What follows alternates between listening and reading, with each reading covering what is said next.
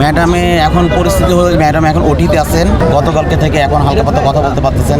আমরা তো চাই, আপামর জনতা চায়, দেশে মানুষ চায়, সবাই চায় এই যে ম্যাডাম যেন আমাদের মাঝে আবার ফিরে আসুক। জুবাইদা রহমান ভাবি আসবেন শুনতে পেলাম। সাউথ টাউনে হোক আপনার স্বপ্নের আবাসন, আগে দখল পরে মূল্য পরিশোধ। ম্যাডামে এখন পরিস্থিতি হলো, ম্যাডাম এখন ওটিতে আছেন। এখন উনি যে অপারেশন, এর আগে যে অপারেশন হয়েছে এবং প্রেস মিটার বসানো হয়েছে, ওগুলি চেক আপ চলছেন। আলহামদুলিল্লাহ উনি হালকা পাতলা কথা বলতে পারতেছেন, গতকালকে থেকে এখন হালকা পাতলা কথা বলতে পারতেছেন। আলহামদুলিল্লাহ বলতে পারি আমরা তো চাই, আপামর জনতা চায়, দেশে মানুষ চায়, সবাই চায় এই যে ম্যাডাম যেন আমাদের মাঝে আবার ফিরে আসুক, আবার আমাদের জন্য যে উনি ফিরে আসুক সবাই চায় আর কি। ম্যাডাম আমাদের ভারপ্রাপ্ত চেয়ারম্যান জনাব তারেক রহমান গতকালকে আপনি দেখেছেন, বলেছেন যে উনি দেশে ফেরার বিষয়ে উনি অবগত করেছেন, যে উনি ওই ধরনের চিন্তাভাবনা করেই, যেহেতু মা অসুস্থ, উনি তো অবশ্যই ওনার মন কাঁদে দেশে আসার জন্য, উনি চিন্তাভাবনা করেই আসবেন আর কি। জুবাইদা রহমান ভাবি আসবেন শুনতে পেলাম, উনি শিগগিরই চলে আসবেন এবং ভাইয়াও আসবেন আর কি। শক্তিশালী তো এখনই আছে, অবশ্যই শক্তিশালী হবে এটা আশা করি।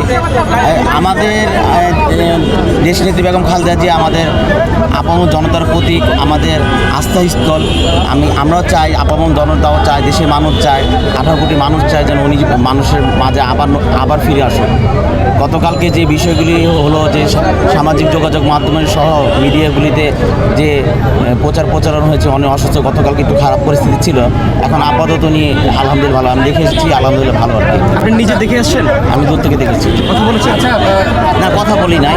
উনি যারা দেখেছে তাদের কাছে শুনেছি যে উনি হালকা পাতা কথা বলতে পারে। মানে নেতাকর্মীদের সাথে ওইভাবে দেখা হয় না, ওনার যে পারিবারিক লোকজন আছে তাদের কাছ থেকে জানতে পেরেছি উনি কথা বলছেন আর কি এখন। না, উনি তো আসলে, আপনি তো দীর্ঘদিন জানেন উনি অসুস্থ, এবং স্বৈরাচারী সরকারের সময় যে চিকিৎসার জন্য উনি বাইরে যেতে চেয়েছিলেন, তখন চিকিৎসার জন্য যেতে পারেন নাই। তারপর ওনাকে কারাবরণ করা হয়েছে, 2.5 বছর ছিলেন।